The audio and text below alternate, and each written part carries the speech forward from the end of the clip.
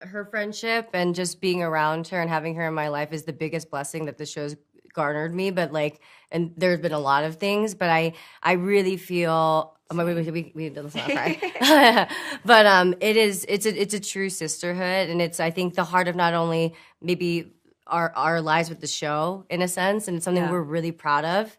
Yeah. And I wouldn't, I mean, personally, I wouldn't be able to get through it without her. Same. And I think the beauty of the sisterhood is only strengthened by what we go through this season.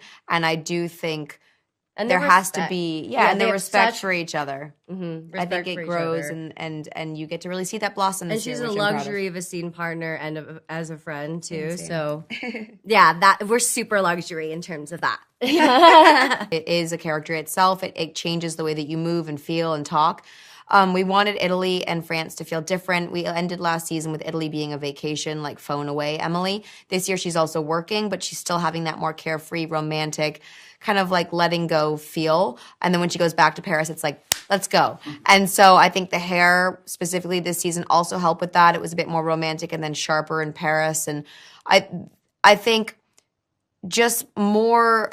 I just imagine when you talk like that, when you said what you said, I imagine just like a heel hitting the ground running. And that's how Paris felt after Rome. And then going back into Venice, it was this like whimsical Venetian world where we still have high fashion and like the strength of Paris, but there is that kind of more whimsical feel about it. And it changes how you speak and move. And for Emily, she's gained a voice through her fashion. The pressure I put on myself is I know that this is going to live forever on Netflix. You know, I can pull anything out of a hat, but like really wanting it to also like, you know, I come from the world of musical theater where people only go into song when words alone can't propel the story forward. So I think that really taking care that this is not just a spectacle, but there's kind of meaning in it. Or it furthers the storyline or the work plot or anything like that more. And she won't say it, but I can say it for her.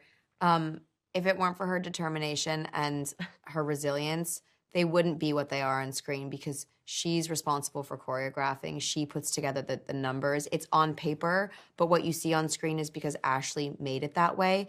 And that is grueling after a long day's work. So she makes it what it is, and I'm grateful, but she's been an advocate of, again, I did used to have to do everything myself, and I think that for the first time I'm getting the support. If I need a choreographer like Brandon Perry or someone, you know, like, or Carly Tamarin to come in, they've really made it like, let's get Ashley the support that she needs. She's doing everything, and I'm like, how on earth?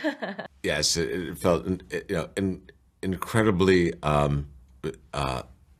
special. It was such an honor, and for me, it was certainly about Emily in Paris, but, you know, I think it was just about hopefully the meaning all of the series I've created have had in France, because I think so many shows I've created have had a big impact in France, from Beverly Hills 90210 to Sex and the City, and there's been a through line for me also of sending characters to Paris, from Beverly Hills 90210 to Sex and the City to Emily in Paris. So I've always like had this real love of France and love of Paris. So it's always been present in all of my series. So I was floored to sort of receive an honor like this, and it was just so special and wonderful to have friends and family and cast there to share it as well.